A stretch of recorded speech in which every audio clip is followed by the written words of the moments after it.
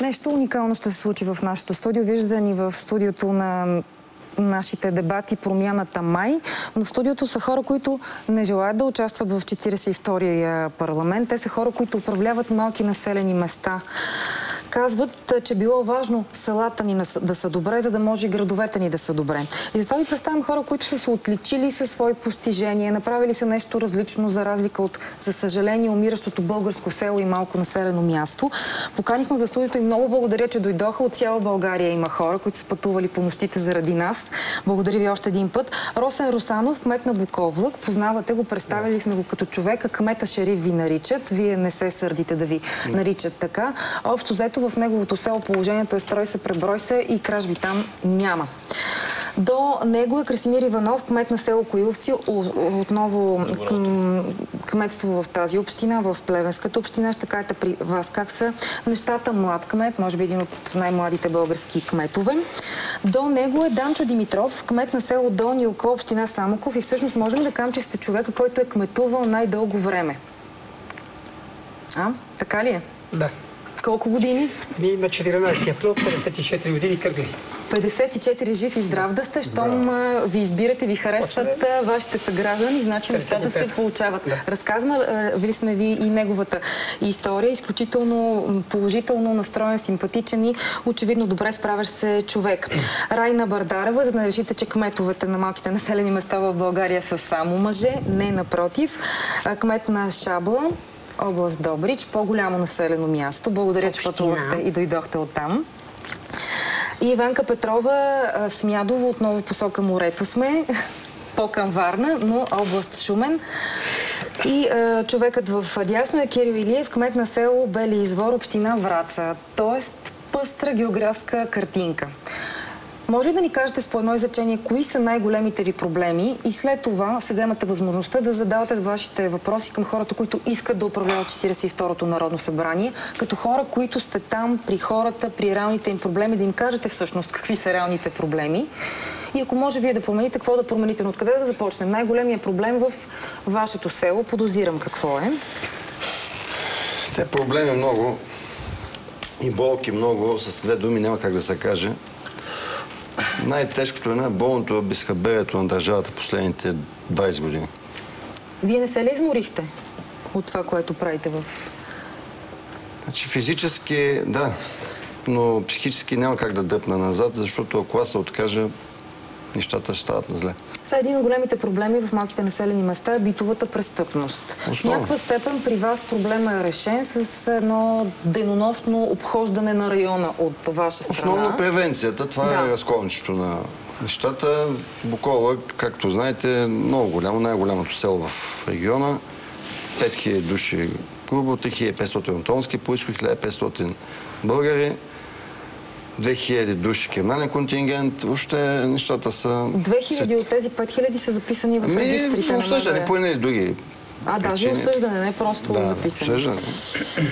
Осъждане. Пъста картинка, но в резултат на постоянния контрол от моя страна и последно време така и двама служители има от първо управление, които също се опитват да си вършат работа, въпреки бюрокрацията и сложността на работа, която в полицията нещата са много объркани, с смисъл на организацията на работа, то на високо ниво, не са виновни редовите служители.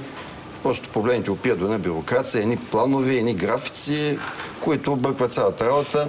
А има една много умна приказка, която ми е казал един стар милиционер на времето, че айдуците, негонниците, крадците, престъпните елементи, при тях престъпността е начин на живот. Те живеят по този начин, а полицаите са на работа. Това е... Което означава, че винаги престъпниците са с няколко гърди напред. За да се противопоставиш, да противодействаш, трябва да мислиш и живееш като тях. Така се опитвам да правя. След малко в деталите ще влезем. Основният проблем на село Коиловци. Отново в този регион. Многократно сме разказвали и за вашите проблеми, изобщо за проблемите на много малки населени места, където остават малко млади хора и едни баби и дядовци денонощно умират от ужас, че ще ги оберат или пък наранят, не дай си Боже, убият. Така ли е? За съжаление е така. Село Коиловци е на няколко километра от прословутото село Мечка в България. Етнически цяло българско население в село Коиловци. Все още хората при мен имат неблагоразумието в кавички да си позволят да отглеждат животни, с което да подпомагат така стопанството, изхранването и селскостопанска продукция. За съжаление, набезите от ромите от съседното село са доста и това е основният бич спрямо населението в Коиловци. И впечатленията ми, тъй като аз съм вече доста години кмет. Колко? И съм... 12 години вече съм кмет. На колко години бяхте като застъпихте? На времето бях най-младия пряко избран кмет в България. Колко годишен? На 24 години. Впечатлението ми, че не е само в Коиловци този проблем. Проблемът е в цяла България, във всички населени места. Казвам го от впечатления, които имам като член на управителния съвет на Националното сдружение на кметовете на кметства в Република България. За съжаление, тази престъпност е следствие, която ние говорим и която има в селата, но ние трябва да видим кои са причините.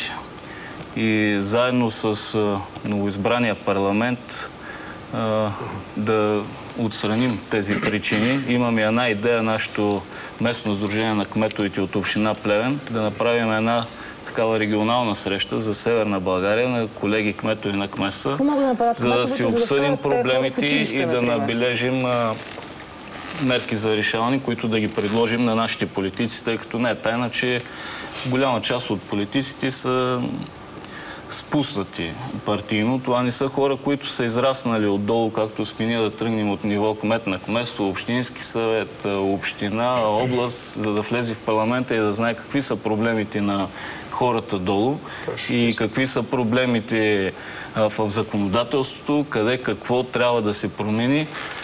Примера с образованието.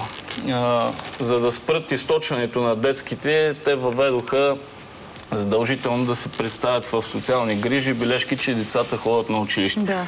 В същото време училищата са на делегирана издръжка на брой ученици. Кой е този директор, който ще си позволи да изключи някой неучащо ромче, да ни кажат циганче, за да изгуби 1500 лева годишна издръжка?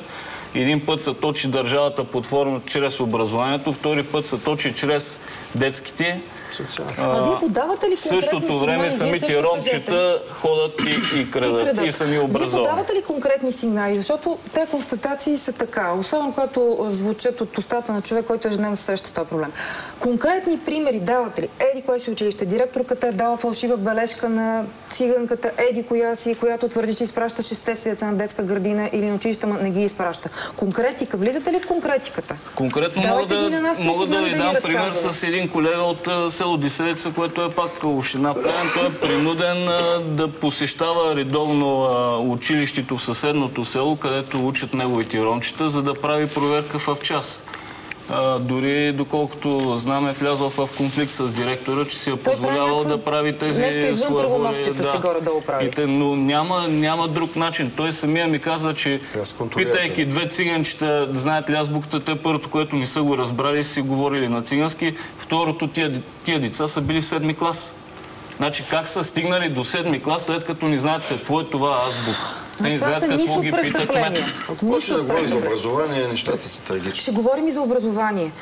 12 години кмет, проблемите са това. След малко ще ви питам, помислете си, вие трябва ли да се разширят правомощията на кмета, да имате повече правомощия, да можете да правите повече неща, а не да сте зависими от 1000 институции. Но вие, в вашето селце, как стоят нещата? Ами, какво ви кажем? Първо, малките населени места, които са лишени от много неща. Те тръгнаха от 76-та година, когато Тодор Божинов, на времето, почнаха да разработват карти за тип функционални населени места.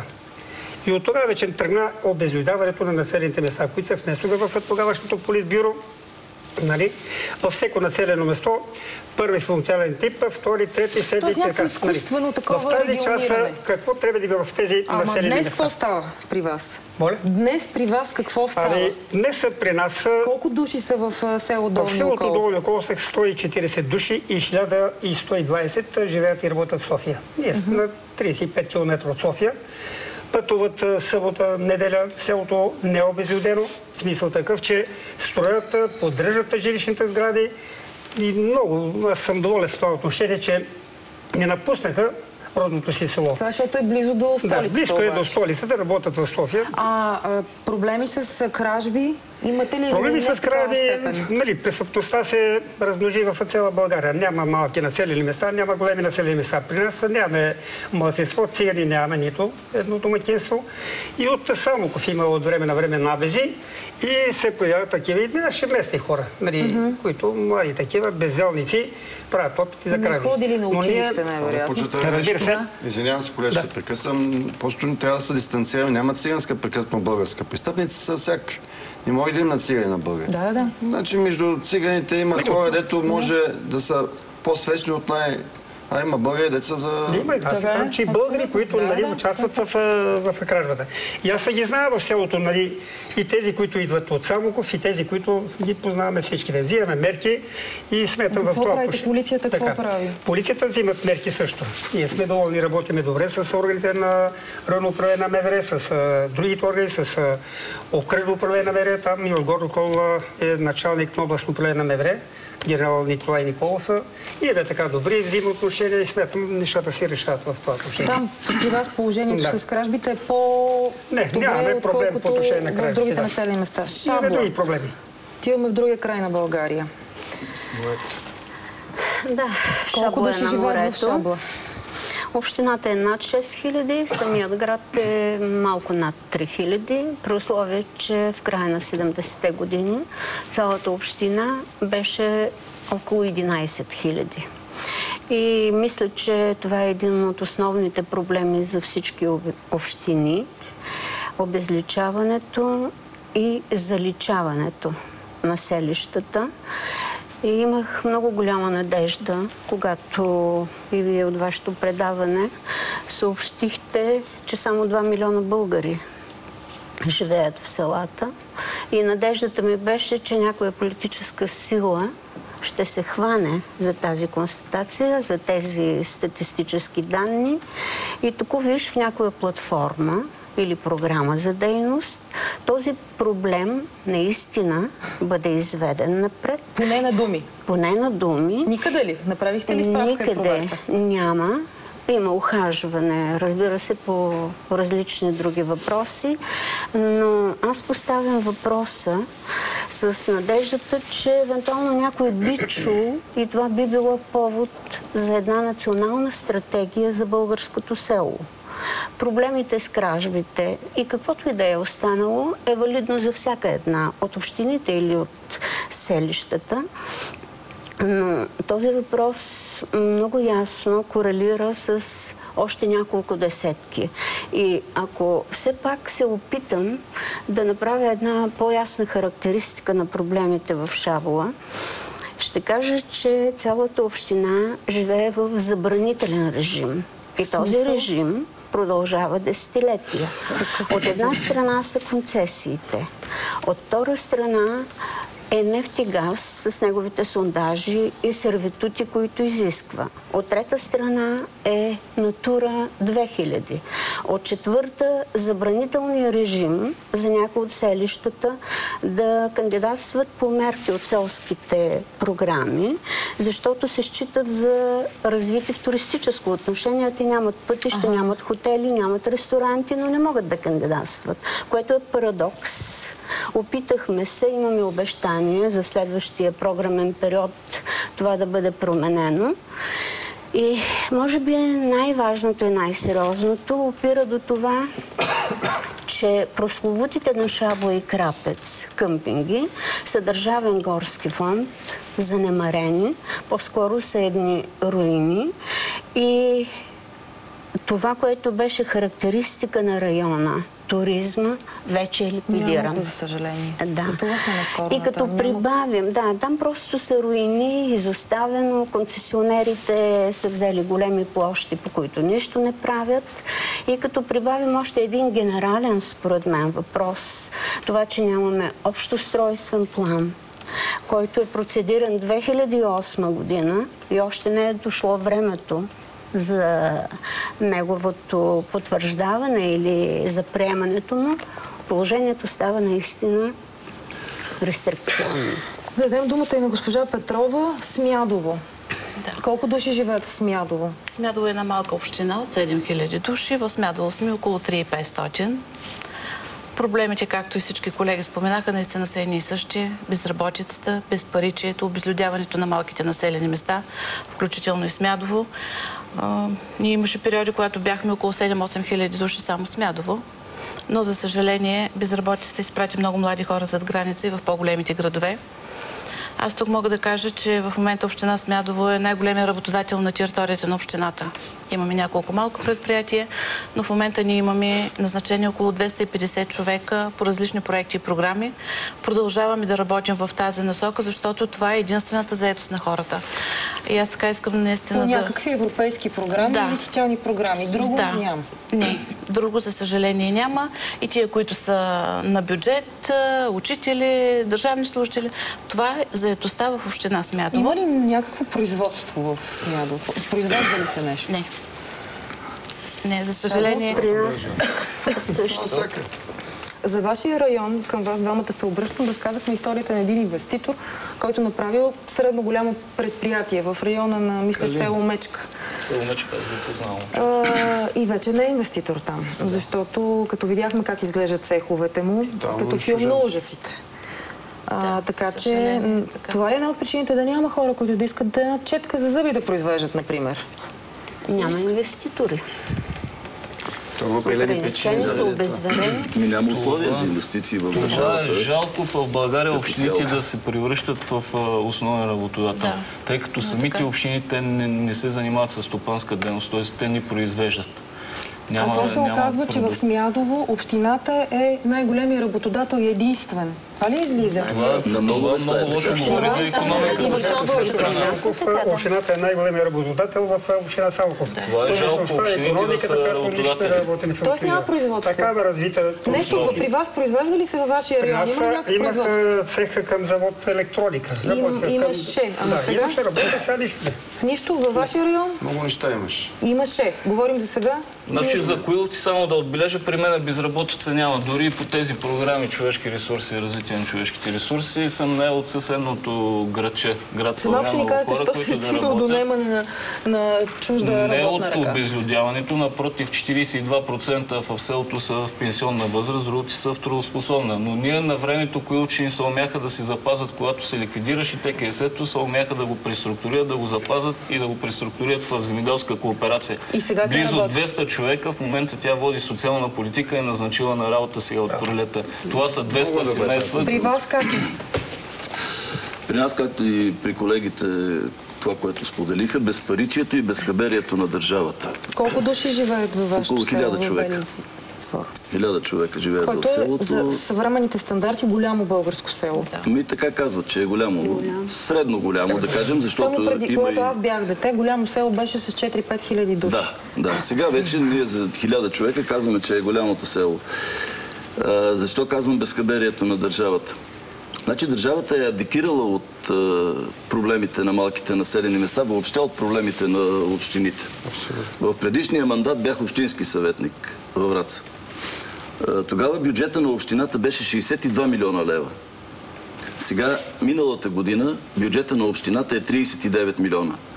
Виждате как държавата притиска общините до стената и ги води до фалит. При това положение не би могло да се окаже, че има пари и за нас. Във вашето село произвежда ли се нещо? Какво работят хората там? Ние сме облагодетелствани, защото на територията на нашето село се намира един от най-големите, всъщност единственото работещо предприятие в областта. Което? Холсим. И това ни помага доста, защото има и доста хора заети в Холсим, а и от друга страна Холсим ни помага за облагородяване на селото. И това е нещото, чрез което ние работим. Иначе абсурдно е да разчитаме, че държавата ще ни направи нещо и държавата ще ни подари нещо или ще ни даде. Сега... тя да създаде условия, така че вие да направите нещо. Напротив, тя ликвидира дори и това, което има като условие и което ние искаме да се направи, държавата ни забранява. Колко са децата във вашето село? Доста са децата към 200 деца имаме в различни възрасти. Сега аз не мога да ви кажа Училище точно. има ли в селото? Не, училището го закриха. Закриха го по политически съображения. И къде се учат децата? Децата ходят във Враца. Един безкрайен поток, 12 часа на ден децата са в автобуси и в училище.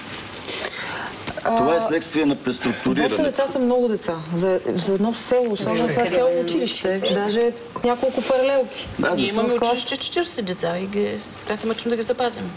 За да може да си останат. Защото в едно село закриеш ли детската градина, училището, това вече съвсем се обезлюдява. Да. Училището? Училище също най-голямо в района, пропорционално с жителите. Всяка година се раждат около 100 деца. В училището са 450 деца. 100 деца, това е сериозна раждаемост. Ние сме единственото село, което сериозен брой роми има приезд. Единственото село, което има приезд. В детската градина са около 100 деца. И ако трябва да се върна с проблем с образованието, аз съм много така скептично настроен с тези делегирани бюджети, защото нивото на образованието много пада с този делегиран бюджет. Това е затворен кръг, който стимулира извършване на нарушения, да не го наричаме престъпление. Няма нивото на образованието много пада. Има деца, които завършват 8 клас и не могат да четат. Пробутват се напред само и само да минават. Не само на Буклок, навсякъде е така. Чакайте се, ако вие имате повече правомощия... не може в училищата, защото вече правомощията... Не. Докъде да стигнат? Как да ви се разширят правомощията? Вас са ви обвинявали, че сте на ръба? Че изпълнявате полицейски функции, без да са делегирани и сложени в ръцете на един кмет такива? Те са делегирани, защото ги има. Ето това са правомощите, които ги има кметите. Въпросът обаче, трябва ли всички кметове да имат възможност да изпълняват и такива някакви шерифски функции, или да си назначат човек, който да изпълнява такива функции на територията на сега имаме правомощие достатъчно. Въпросът е, че държавата е абдикирала от проблемите на селата и тя не обръща абсолютно никакво внимание на малките населени места. Искам да ви кажа, че по статистика, чета по вестници, слушам 60 000 полицаи има в държавата. Да. Така, за нашето село и за 5 села отговаря един квартален... Един. Във вашия район? Как той може да обхване 5 села и да се бори с престъпността? Няма как, не се бори. Ние имаме районно управление и подобни проблеми при нас не стоят. Защото си имате на място хора. Да, при нас така. Също. Нямам такива проблеми. Да, добре работим с органите на МВР. Престъпността е сравнително ниска, както в цялата страна. Искате ли повече правомощия? Искате ли да имате повече правомощия, за да не се сблъсквате с всички ужаси, с които се сблъсквате ежедневно? Аз мисля, че трябва да имам правомощия, но в същото време трябва да имам и средства за всичко това, което го правим. Значи само с правомощия мисля, че... Делегират се задължения на кметовете на кмеса, без да бъдат обезпечени с човешки ресурси и финансово. Над 40 закона в България, ние сме го изследвали в Националното сдружение на кметовете, над 40 закона припращат към кмета на кметството. Изпълнителният директор на Националното сдружение на общините, ще си позволя да го цитирам, един път на една такава среща се изказа, че ние кметовете на кметства сме превърнати в кошчи за нормативни отпадъци. Когато по някакъв регламент на Европейския съюз, което така е модерно да се говори, трябва нещо да стане в тази държава и просто няма как да стане с една алинея или член в някои закони се припраща към селския кмет, оттам насетне той да си бие главата и да се оправя. Нали, законодателството си е свършило работата, приело е норматива, но долу как се изпълнява и кой го изпълнява... Кмета на общината има един куп съветници, юристи и така нататък. Кмета на село няма нищо. Да, до там. А в същия момент трябва да работиш с десетки нормативни документи и в същия момент пък да лавираш в интелектуалното ниво. Трябва да панеш на нулата с хора, които не могат да четат. Трябва да се качиш нагоре с хора на ниво в общината, на областта и така нататък. И в същия момент с тези нормативни документи много трудно се работи. И ако някой си мисли, че е много лесно да си кмет, защото има такива хора, има такива кметове, които смятат, че е лесно и нищо. Значи, това нещата не върват масово в България, защото 90% от хората, които са избрани, защото не става нищо от тях, да ги направим и кметове. И толкова. Нямаме достатъчно самостоятелност, няма ли човек самостоятелност, няма и самоинициативност. Аз съм работил много години, нали? Бех 16 години председател на общински съвет, с съветници, изпълнителен комитет и така. Контактува с много министерства, обединенията, Министерство на отбраната, с институти, проектантски организации и действително в този период ние постигнахме големи резултати. А са двете населени места, които оглавява като председател общински съвет, Горни и Долни Окол. В Горни Окол беше общината, като по-голямо населено место. Разстоянието е 2 км едно от друго. Нямаше инфраструктура, пътна, нямаше улична мрежа, водоснабдяване и така. Всичко това през тези години се създаде.